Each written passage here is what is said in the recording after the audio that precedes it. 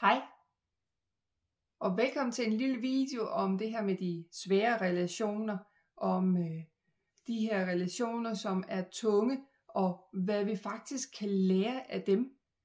For der ligger en læring i alt, hvad vi gennemgår i livet, i alle relationer, alle oplevelser, alt hvad der kommer til os, alt hvad vi er i. Men i nuet, der virker det bare som nogle virkelig tunge oplevelser, nogle virkelig tunge relationer, som bare dræner os, som bare slet ikke giver mening for os. Det kan også være, at det rent faktisk dengang i starten, da du gik ind i relationen, gav mening for dig, men så udvikler det sig, det tager en forkert drejning, kan man sige, og du kommer måske ikke ud af de her relationer tidligt nok, hvilket vil sige, at de når og skaber en lidt tung og måske negativ påvirkning i dit system. Det kan være parforhold. Jeg har dem selv med mig, 2 parforhold, inden at jeg kommer til det, som jeg står i dag. 2 parforhold, som var lidt tunge for mig. De virkede rigtig gode og rigtige, da jeg gik ind i dem. Der virkede det som om, at det var det, jeg havde brug for, det jeg gerne ville. Men så drejer tingene lidt, og så kommer jeg ikke rigtig ud af det i tide. Den her video er ikke på nogen mulig måde mindet på, at jeg skal pege fingre af nogen som helstens andre parter. Det er for at vise, hvordan jeg har spejlet det ind i mig selv, og så set de læringer, som jeg skulle hente af de her 2 relationer, som jeg har liggende bag ved mig. Fordi det har vist mig så utrolig meget om mig selv. Jeg har virkelig lært meget af mig selv i de her relationer. Jeg har også lært virkelig meget om andre mennesker. Andre menneskers indre dynamikker og interne dynamikker i grupper og alt det her ved at bagefter kunne kigge tilbage og så observere og spotte de her mønstre, som har været i spil. Men læringen til mig har jo været massiv i de her relationer. I de her 2 tidligere forhold, som jeg kommer fra. Fordi der kommer ikke noget ud af at stå og pege fingre af modparten og sige, at det var modparten, der ikke var moden, eller ikke var voksen, eller ikke ditten, dutten, dan, eller gjorde det ene eller andet forkert. Det kommer der ikke noget ud af. Vi er nødt til at hente den hjem, og så er vi nødt til at kigge ind, og så er vi nødt til at sige, okay, i retroperspektivs klare skærende lys, der var det her ikke en god relation for mig. Men hvorfor valgte jeg at gå ind i den? For der er jo ikke nogen, der har tvunget mig til at gå ind i den her relation og blive i den i en årrække. Det har jo været mit valg. Mit frie valg. For der er ikke nogen, der har låst dørene, så jeg ikke kunne komme ud igen. Jeg har valgt at blive. Hvorfor? Og det er jo det spørgsmål, som faktisk er kilden til en dulens masse selvindsigt. En hel stribe af ting, som man kan begynde at gribe fat i og kigge på og forholde sig til. Fordi der er jo altid en årsag til, at vi vælger de relationer, som vi nu engang gør. Det er fordi, der er noget, vi har brug for at se, noget, vi har brug for at lære omkring os selv.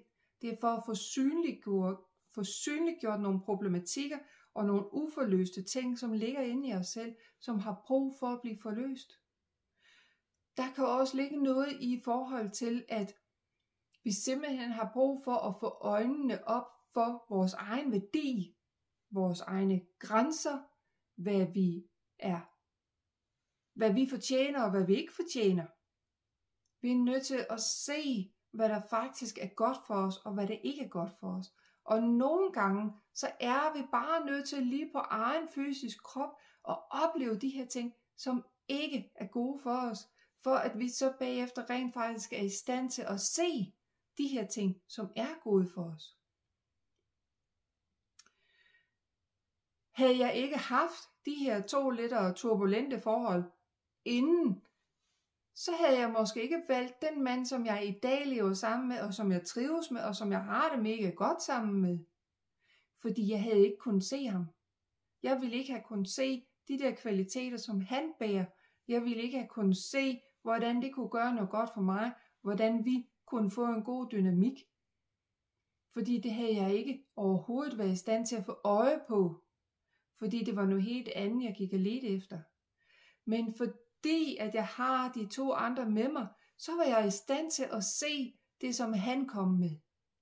Det, som han kunne bidrage med. Og det, som vi 2 i fællesskab var i stand til at skabe. Den dynamik og den her bundsolide ting, som vi nu har i form af det liv, vi har sammen. Så det er det her med, at samtidig så er vi altså nødt til lige at have lov til at prøve at leve i det negative, det tunge, det svære, det hårde, det som provokerer os og presser os og på anden vis, for at vi faktisk er i stand til at værdsætte det, når det gode så kommer og tilbyder sig, præsenterer sig for os, ligesom bliver en mulighed for os. Det var en læring, som jeg har i hvert fald ud af det. En anden læring, det er jo, at jeg også bagefter nu kan kigge tilbage, og så har jeg jo også tydeligt spottet de her sammenfald, som er i de 2 første store forhold, som jeg har bag mig her. Hvordan der er nogle ting, som er til fælles, nogle træk, der ligger til fælles, nogle grunddynamikker, som er fælles i dem. Det kan godt være, at de på overfladen har set forskellige ud, men indenunder det ligger der bare nogle grunddynamikker, som er ens. Fordi de har begge 2 været sådan lidt højspændte, kan man sige det sådan, ikke også? Altså, der kunne godt være lidt skænderier, man kunne komme med nogle store, der kunne komme nogle store gnidninger, kunne komme på tværs, der var en masse, man var uenige om, hvor man ikke kunne finde fælles fodslag, hvor jeg bare også har været på gyngende grund, kan man sige. Jeg har egentlig ikke følt mig tryg. Jeg har følt, at jeg har været presset lidt ned i en kasse og sige, du skal være sådan her, ellers så kan du ikke blive accepteret i det her rum. Og igen, det er jo min opfattelse. Jeg kunne jo bare have sagt nej. Men vil jeg være i det her, så var jeg nødt til at rette ind, og så var jeg nødt til at være sådan her. Hvis jeg har brugt en masse ressourcer på at forsøge at blive den, som ville være accepteret i de her forhold, jeg har brugt en masse ressourcer på at skulle forholde mig til, forudse, være i de her forskellige, mere eller mindre højeksplosive gnidninger og sammenstød, som der har været i de her forhold. Jeg har også i hvert fald ubevidst brugt en mængde ressourcer på faktisk at forsøge at hoppe ind i min partner, sådan rent mentalt, altså, og prøve at forudse og se, hvad der foregik ind i dem. Fordi jeg har tænkt, at jeg så kunne hjælpe dem, fikse dem, fordi så skulle det hele nok blive godt. I stedet for at vende fokus ind på mig selv, så har jeg flyttet hele fokus ud af mig og over på dem, over på den her dynamik, som ikke fungerede, som lå imellem os. Alt det her, der har jeg lagt hele mit fokus, og jeg har brugt oceaner af energi på at overleve i de her forhold. Og igen, det er ikke for at pege fingre af modparten, det er for at sige, hvorfor vælger jeg at blive i det her? Jeg kunne jo bare have gået for længe siden, men jeg vælger at blive. Og det er der, hvor man er nødt til lige at kigge ind bagved sin egen skal og sige, hvorfor? Hvad var det for et behov, at det her forhold faktisk dækkede i dig? Hvad gav det dig? Hvorfor har du brug for at blive i det?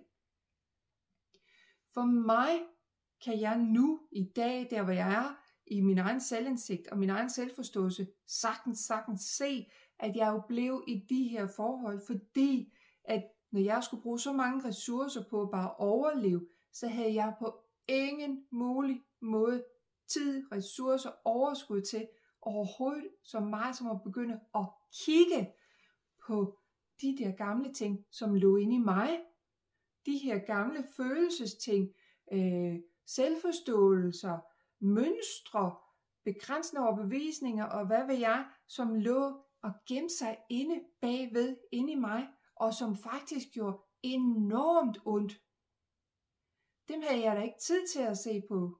Dem havde jeg ikke tid til at forholde mig til, for jeg havde jo hele mit fokus på at overleve. Der var jeg nødt til at lægge alle mine ressourcer for bare at overleve i de her forhold.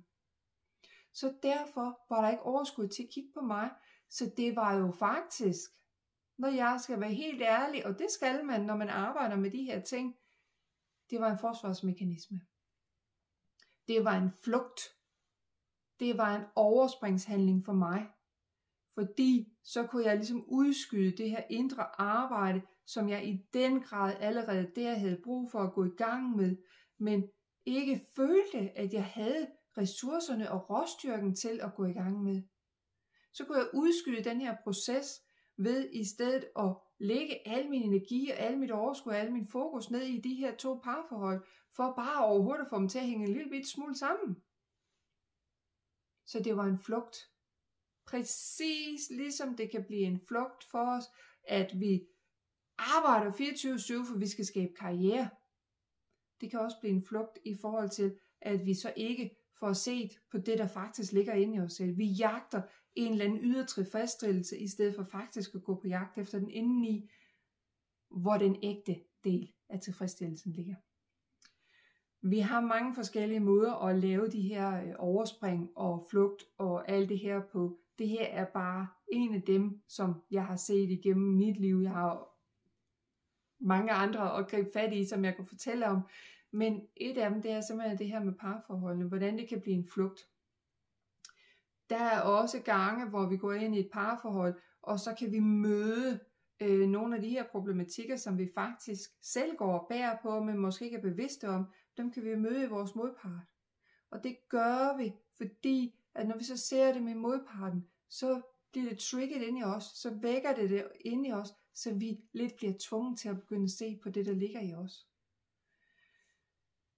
Der er usandsynligt mange ting, vi kan lære af vores parforhold. Virkelig mange ting, hvis vi tør at kigge på det.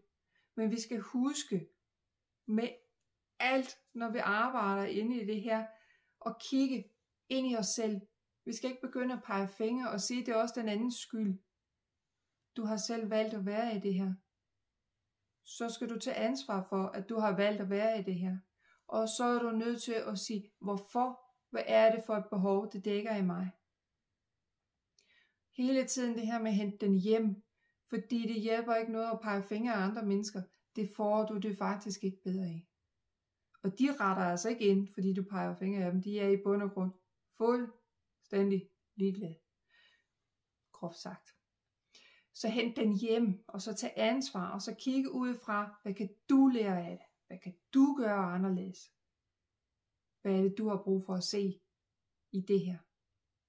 Det var et billede på, hvordan der bare altid er noget, vi kan lære af alting.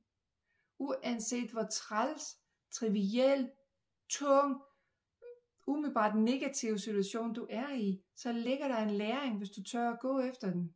Hvis du tør at kigge efter den, hvis du tør at være ærlig over for dig selv, og tør at sætte ord på, hvad det er, der sker.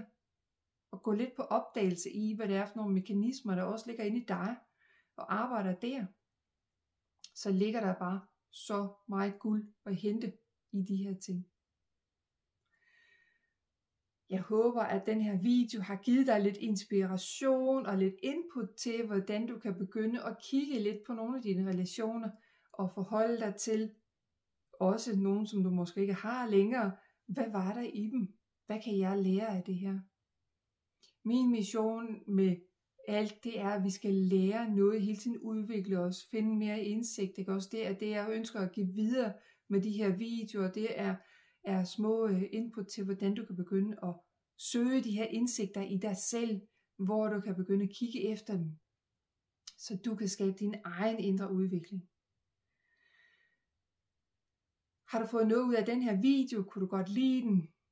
så vil jeg gerne invitere dig til, at du liker den, at du deler den, at du lægger en kommentar, en emoji, et eller andet, så jeg også kan se, at det faktisk er et emne, som måske har givet mening for dig, og så jeg kan se, at det måske er noget, jeg skal snakke mere om i forhold til de her måder, hvor vi kan lave overspringshandlinger og flugtmekanismer på, uden at vi måske helt er klar over, hvad det er, at vi gør. Vi gør det rent ubevidst. Så like, del, kommenter på den, og så husk at abonnere på kanalen, og tryk på den lille klokke der, så du får en notifikation, når der kommer nyt herinde fra mig.